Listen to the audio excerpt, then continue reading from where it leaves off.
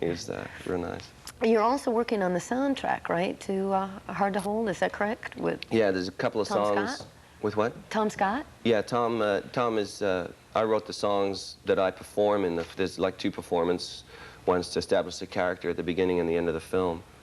And a couple of songs like interspersed through the film, plus some other music from outside people that we'll be also putting on the album.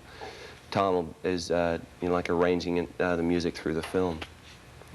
Do you have any other movie projects right around the corner? We're looking at scripts now. I'd like to do another film around February next year, because I won't be touring as much next year. But because we have the film, this film Hard to Hold's coming out in March, and there'll be the soundtrack album, and so it's going to be a pretty busy year up to there. And then there'll be a new studio album probably in July next year. A lot of actors, and you're a musician and actor, but a lot of actors recently seem to be wanting to get into the directing aspect and the screenwriting. Do you have any aspirations to do that? I'd love to get into some screenwriting, because I've always been real interested in that. So I've always loved writing, period, whether it's songs or...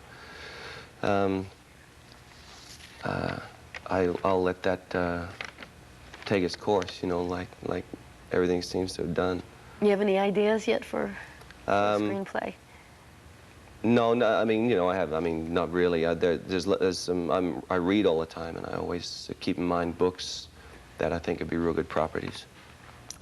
As I said, you're a musician and you're an actor. Do you ever feel that you're being torn by one of the two arts? Do you gravitate toward like music more so than acting, or? Yeah, music is much more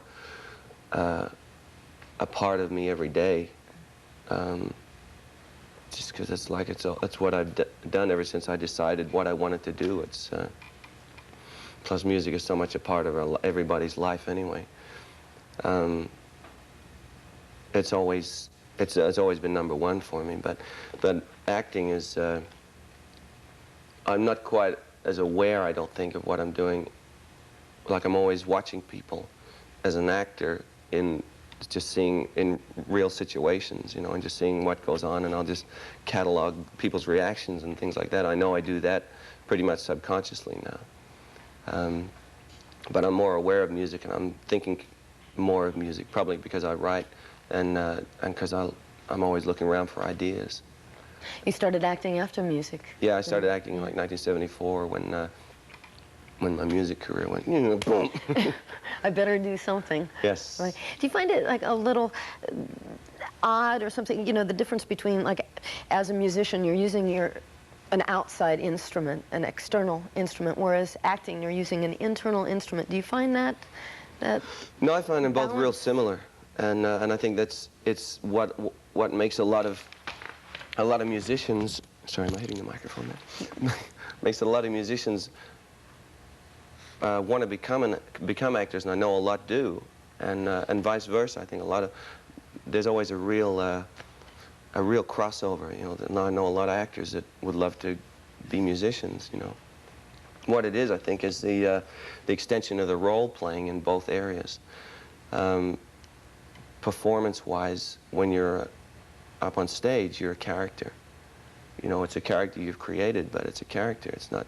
I don't think I really know anyone that is the character off stage that they are on stage, a performer, you know, a music performer. I mean, it's a part of them, but it's you know, when you're talking to them, it's not the same person. And I think acting is an extension of that. I see that's the first thing that really attracted me was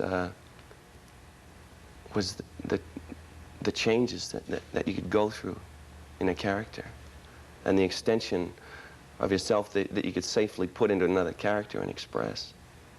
Which brings me to the merging of acting along with music, and that's video, which is a perfect medium for you. And especially I wanted to talk about your video, Affair of the Heart. In particular, is that your idea, first of all? Well, no, it was Doug Dowdall's idea, who directed it. He came up with a concept for it. Is that your feeling about the press at all? You know, because I know at the beginning of the video, there's a lot of, you know, the press in Europe, they're a little, yeah. A little... Well, yeah, I mean, I basically find interviews real difficult, you know, and I'm shy of the press, you know. I mean, he knew me, and you know, I mean, he obviously translated that into his idea of how I felt about it all. I get real nervous around the press. Well, you're traveling on the road now. You're on tour, and you're traveling in a bus with all the band. What is that 7 like? happy guys on the road. In one bus. In one Right. bus. How is that? How's that working out? That's great. It's I enjoy traveling on the bus. I don't like flying very much at all, and we have a real good bus, you know, with video and sleepers and everything. And the guys in the band, when I was looking for the band, the first thing I look for is attitude, because on the road, there's nothing makes a tour more of a drag than having someone who is just a pain in the ass on the road. And you know, there are a lot of, I mean, musicians are just like anybody else. There's different temperaments all through them, and you know, not everyone is a drug-crazed egomaniac or a nice, quiet, subdued keyboard player. You know, everybody is different, and everybody in the band is a real, it's a real family feel, which I think shows on stage too, because we have a real good relationship amongst the band, and it makes the traveling real easy. I know a lot of times people would think, you know, being Rick Springfield, that you would have this star attitude at all, but you seem to... Oh, of course, I have my own bus, of course. Yes. No. Right, the whole bus is yours, The whole bus and 7 is other guys are crammed Well, in no, there's a little U-Haul Winnebago, trailer that we right? have in the back. Yeah, but you still are one But of hey, them. they're good little players, okay? Right. Right, you take good care of them, right? Quarters at every stop. Anyway, when your tour is over, what are your plans? You're going to act? You're going to go back in the studio? Or what do you think you'll be doing? When this tour is over, I'm just kidding, by the way, about the U-Haul. No, he's not. No. Don't let that out. No. No, they have little mopeds. And the ones that are really good, we give them glow-in-the-dark vests so they can hitchhike from gig to gig.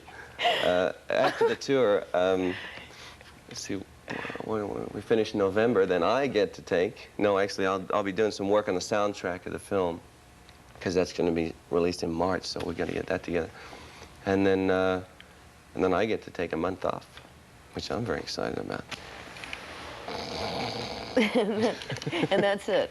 Huh? And then that should take us to December, and then we'll start working on a film, hopefully around that, and then gearing up for the release of the film and the soundtrack album, which will be released just after Christmas. And then after if we get a second film in time, if we find one we like, then I'll start a studio album after that.